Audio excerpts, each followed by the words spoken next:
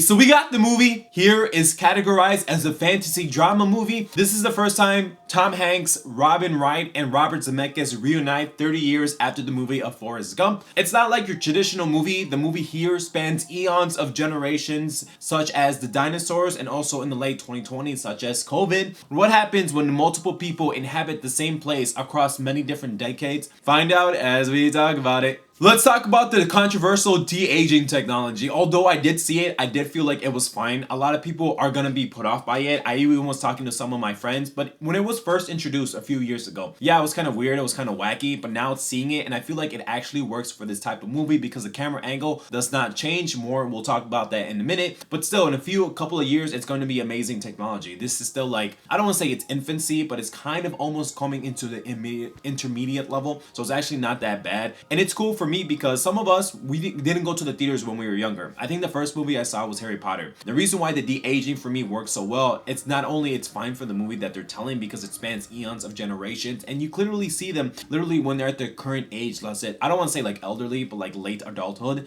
But still, people like me couldn't go see Forrest Gump in the theaters, so we couldn't see Tom Hanks basically at his prime. I mean, he's still good looking now, no homo. But I'm just saying we couldn't see these actors, and it's fine because to me, I couldn't go to the theaters. I was younger. I don't know. I had school. I didn't have work. You know, I was an adult back then, so it's fine for this current age of generation technology. It's true what the trailers are saying. The camera doesn't shy away from a fixed camera angle, POV. So what does that mean for you as a viewer? When I record my videos like this, the only thing that changes is me, right? You see a lot of crazy action, so the camera is like this for the duration of the movie. So it makes you a sense, oh, this is the same place as the rock was, where the chair was, like the eons of generations, or this is where the dinosaur was killed in the beginning of the movie, right? It spans different generations with different people occupying the same space but different times in many different ways. I don't want to say it's like a gimmick, but the things that changes is the foreground, midground, and background. I was talking to some of my friends about the movie. I guess this guy was very interested in the de-aging technology, but when I told him there was a fixed camera angle POV such as the trailers, which I don't see before the movies, I only see them after to create a better review for you guys, it was a little disappointing. He's like, what? That doesn't change? But I told him about like, don't worry, things are still happening, and it's a cool, unique, creative way in the new, different take of a movie genre that we're going to go in the future, hopefully. So basically, if you're not about that, then this movie might not be for you, but it's unique in that type of sense because not a lot of movies do that. A lot of movies have like cool like cut takes and like they switch the camera angles, or it's one take but it's moving. But for this, they literally just put it on like a tripod and that's it, which is cool in its own sense, and it will be talked about for movies to come this year. We do have our main characters. Think of it like a video game. So we have the main quest, right? It consists of Paul Bentley's character, which is the father, and Tom Hanks as his son, as we follow them through most of their lives, basically living together for a while, growing up, getting children, and navigating through the difficulties of occupying the same household for most of the time, as these characters or two families intertwine. Yeah, they're the same family structure, but basically Tom Hanks has another family, his wife, and of course he has children, as you've seen in the trailers. We do follow different side characters, so think of side quests, as the other families do inhabit the same home, but just different time and generations, such as from the indigenous people. We also have this couple that this guy loves aviation, and I think I'm paraphrasing here. He says the future is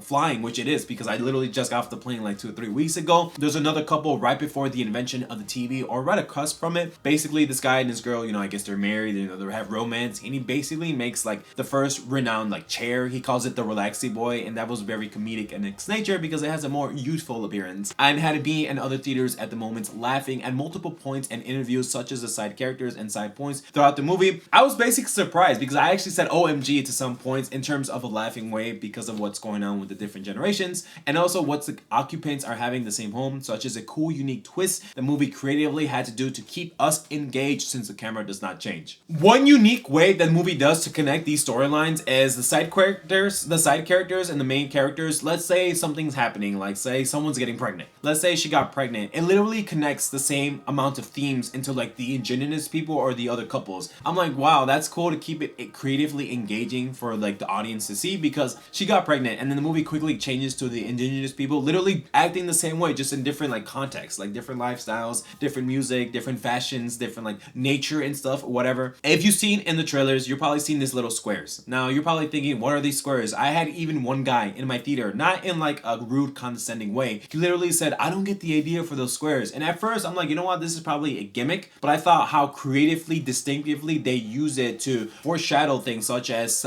some guy coming in the background in terms of driving, or the way they're building the house, or somehow someone's dancing in literally the same place but at different times. So it really messes with your head of like different eons of generations. If you ever played The Sims, or the Sims 2 trailer comes to mind, I'm like, dude, this is exactly what I saw in that trailer. Same home, same span of time, just different generations, different occupants, different people, different doing things at same similar place. I was like, wow, that is pretty cool, because I come from that knowledge from Sims. So Sims has like that line of generations if you play the Sims games. Those squares that they mentioned really distinct you and also transition you to the different contexts of occupants that are applying the same space, but it's just different time. Of course, with this type of structure, some storylines get signed by the wayside, like such as the new things that are happening in 2020 or 2024. We basically have this couple and they're around the COVID era, so they're wearing masks. And I feel like that and the indigenous people and the dinosaur people get side by the wayside. Like, yeah, they get like literally 1 second of screen time, or like a 1 minute for like a specific scene. Like, let's say someone's grieving the loss of somebody, or someone's getting pregnant. Oh, it shoots to them 1-2 minutes and then we go back. I'm like, what? Yeah, so some of them do get fall by the wayside, which sucks because they actually would have been interesting since this is 2024. I would have loved to see more like COVID stuff or like new generations in the 2000s. But I feel like most of them get wrapped a pretty bow. You see literally some of them sell the house, or they move on, or unfortunately they do pass away. Some of them they move out basically. So 75% you know what's going to happen, such as the ending for these characters, side quests and main protagonists. But 25% of them you have no idea what happened. You don't know if they died, you don't know if they moved out, because it doesn't give you a concrete answer. It just leaves it up to the interpretation of the viewer, which is us. Definitely not for everyone. A lot of people might find it annoying since the camera POV does not change, but I thought that was a creatively distinct take and unique way the movie progresses as it goes on through the different generations and the people occupying the same space but just different time. I feel like I said that a lot lately, but that's the way I would describe this movie. This movie is coming out at the beginning of November. I would expect it will do well on Thanksgiving or the holidays, since a lot of them deal with holidays, and Thanksgiving is a big part in this movie and Christmas Eve. At the end of the day, I'm gonna give this a C+. Definitely not for everybody. A lot of people will get pissed, but I appreciate the creativity.